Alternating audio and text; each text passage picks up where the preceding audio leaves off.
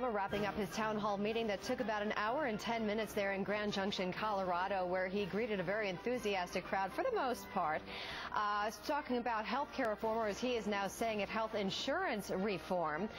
This is a traditionally Republican stronghold, but that has gone back and forth a little bit. Lots of Republicans voted for him, but now with this whole debate, there is a little back and forth going on as far as that is concerned. He's defending his plan, saying we can't afford to not do it. He made a very impassioned speech for the truth, for people who are against it, saying that there would be a death panel for people to pull the plug on grandma. Clearly, he is exasperated by that whole thing, and saying once again that this is about common sense, and it is not the decision between hope and fear when it comes to making such powerful reforms. So while we're talking about this, we are joined by Joe Watkins, who is a Republican strategist, and Alicia Menendez, who is a Democratic strategist. And I'm sure both of you have been listening to this very intently. So as the president said, girl, boy. So Alicia, let's start with you. Was his message altered today from the past town halls because of all the debate that's going on? No, I actually think we've seen a pretty consistent message. I mean, the message that Democrats have been giving across the country is pretty simple. If you work for a living, if you're an American and you work for a living, you ought to be able to take your kid to the hospital. And if you're an American who's ill or retired or who's between jobs, then you shouldn't get one illness and have it bankrupt you for life. So what we're talking about here is approaching the private insurance companies and really fixing the problems there. So I think the message we saw today was the same message we've been seeing for the last few town halls, and more than anything what we saw was a real personalization of this message. I mean, I think that is where the message has gotten away from us, which is that this is about real people. It's about the 1,500 people we saw in Los Angeles lined up down the block because they can't afford to get a root canal or to have their blood pressure checked. They're the reason that Democrats are taking on this fight. So Joe, the President touched a little bit on this today about how we're going to pay for this, and that's the big question for a lot of people, especially people who are opposed to government getting involved at all. But what the President was trying to touch on a little bit today is the fact that there's already really a public option. Taxpayers already do pay for the uninsured. We pay for it every time they go to the emergency room for common colds and fevers, every time a mother without insurance rushes her baby who doesn't seem right, or grandma's rushed to the hospital in an ambulance, or people have to have further hospital stays because they didn't get things fixed properly the first time. Isn't that an argument for the government getting involved somehow? I don't think so. I think there's a reason, Melissa, why only 34% of Americans support the president in this move for this health plan. A lot of people are still very skeptical. Remember, while we still have millions of Americans that are not insured, there are 8 out of 9 Americans are insured, do have health insurance, and many of them are satisfied with the insurance that they have. And they're worried. They really are worried about the fine print in this bill, because the president said it himself earlier tonight. He said that this is not going to be a painless bullet for anybody or for everybody, that somebody along the way, in other words, is probably going to get hurt. Somebody's going to have to pay the price for this new legislation. And the thing that I think every American is thinking about, whether you're a senior citizen or whether you're a small business owner, is he talking about me? Am I the one that's going to get hurt by this? Okay. If you talk about the small businesses, he made it sound as if... Joe, I disagree. I think people listen to this. No, he made it sound as if... Let's have just a second here, because we do have Chuck Todd, NBC News chief White House correspondent, joining us, and I want to interrupt because I want to play a shot from the president, a comment that he made about the so-called death panels, because clearly he is exasperated by this. So let's listen to this, and then I want to ask Chuck Todd a question.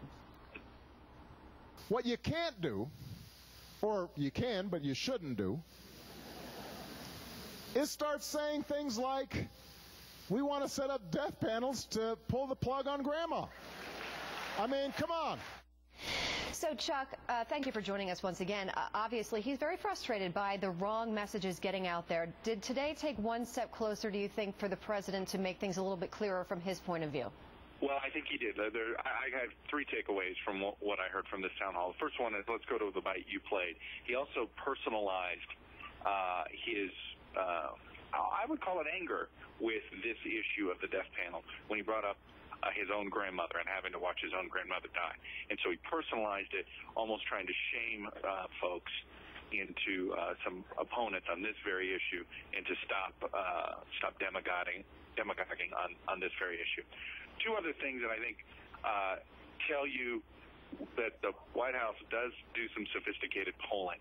Number one, he still is leaving himself wiggle room on the so-called public option. Notice two of the sort of more challenging questions that he got was on this issue of the public option. He made his case for the public option. But then he also said, but you know what, the public option, whether we have it in there or not, or it's not in there, in the final plan of health care reform, which is an acknowledgement by the president that it might not be in there. You don't just say that word, and it's something that I've been reporting about for weeks, that it is not a must-have. It is not a line in the sand for the president. He's making his case for it. He still believes in it, but he knows that he's not going to let the public option be the thing that kills health care. So the fact that he used that word and sort of allowed himself some wiggle room on it, I thought was interesting. And he tried to make the case that it isn't a huge part of this health care reform, that it's actually a much smaller part than people want to say. And then the third thing, in response to a question that had nothing to do with the federal deficit, he ends his remarks making the case for why, if you're a deficit hawk, you should be for this health care reform. And the reason why that's significant and why that shows you the White House is reading their polls in a very sophisticated way is that that's what we've been seeing in our. When you talk to these protesters, not the crazy ones that are out there with yelling and the hate, but when you talk to people that are opposed to this plan, it's usually the deficit thing that comes up the most, and it's with independents, and they're very concerned. The White House is about how they've lost some support among independents. Well, the deficit is the issue that can push independence. Chuck Todd, thank you so much. Let's go quickly back to Alicia Menendez and Joe Watkins, because I want you to answer the same question. Did he get any closer to explaining and being understood how this is going to be paid for today? Alicia. Oh, absolutely. I mean, I think he's been very systematic about explaining the way in which this is going to be paid for and putting to rest a lot of the fears that people have. Listen, it's really refreshing to be told exactly how we're going to be paid for how things are going to be paid for up front, and I think he did that clearly, concisely tonight. Okay, Joe? Yeah, he told people how it's going to be paid for, and sadly, if you're a small business person, you're going to be one of the people paying, because he made it sound like only a small percentage of small businesses don't provide health insurance, when the reality is that only 40% of businesses do provide it, which means that 60% don't.